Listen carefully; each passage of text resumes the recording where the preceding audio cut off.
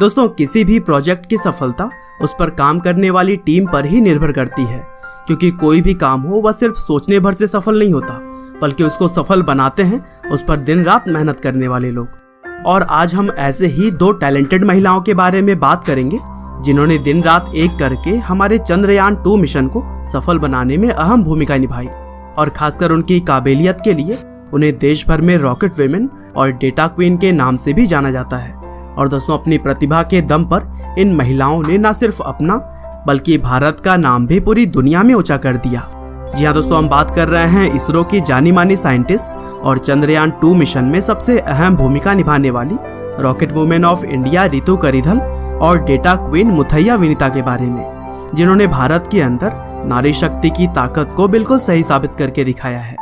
दरअसल रितु करिधल चंद्रयान 2 के mission director के तौर पर काम कर रही हैं और वह इसरो से पिछले 20 सालों से भी ज्यादा समय से जुड़ी हुई हैं।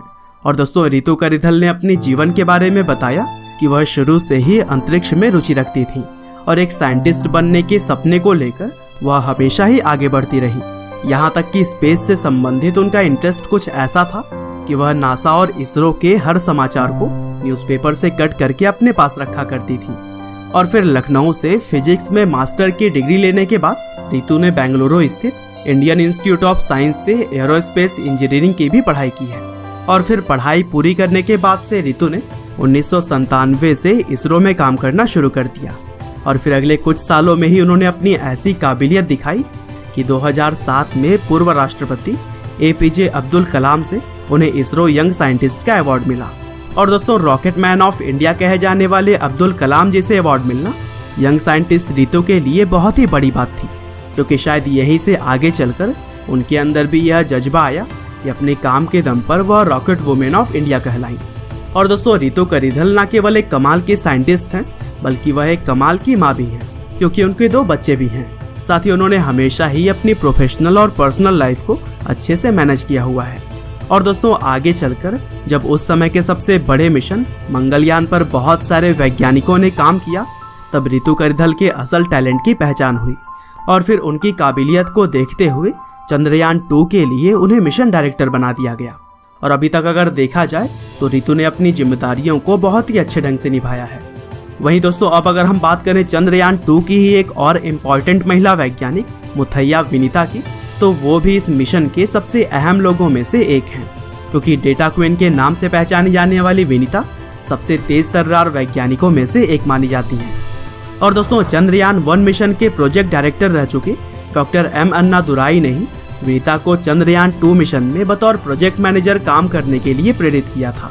दरअसल पहले मिशन के अंदर उन्होंने विनीता के टैलेंट को पहचाना और फिर जब उन्होंने देखा कि विनीता अपनी जिम्मेदारियों को सबसे सही ढंग से निभाएंगी, तब डॉक्टर M अन्नादुराई ने मुथैया विनीता का नाम एक प्रोजेक्ट मैनेजर के तौर पर सबसे आगे किया।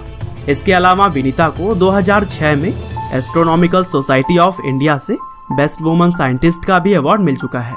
और दोस्तों, विनीता को डेटा क्वीन इसलिए कहा जाता है क्योंकि उन्होंने कार्टोसेट 1, ओशियनसेट 2 और मेगट्रॉपिक्स उपग्रहों के मिशन में डेटा सिस्टम के लिए बहुत ही इंपॉर्टेंट काम किए हैं।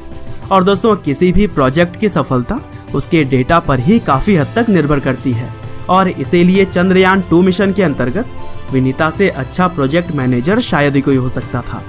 बहरहाल दोस्तों, अंत में बस मैं यही कहना चाहता हूँ कि rocket women of India Ritu Karidhal और डेटा क्वीन मुथैया विनीता ने जिस तरह से अपने लाजवाब टैलेंट के दम पर भारतीय स्पेस एजेंसी का नाम पूरी दुनिया में ऊंचा किया, वह काबिले तारीफ है। साथ ही उन सोच के ऊपर भी यह महिलाएं हावी होती हैं जो यह समझते हैं कि लड़कियां बोझ होती हैं। उम्मीद करते हैं कि रितु करिधल और मुथैया विनीता जी के बारे में यह जानकारियां आपको जरूर ही पसंद आई होंगी। आपका बहुमूल्य समय देने के लिए बहुत बहुत धन्यवाद।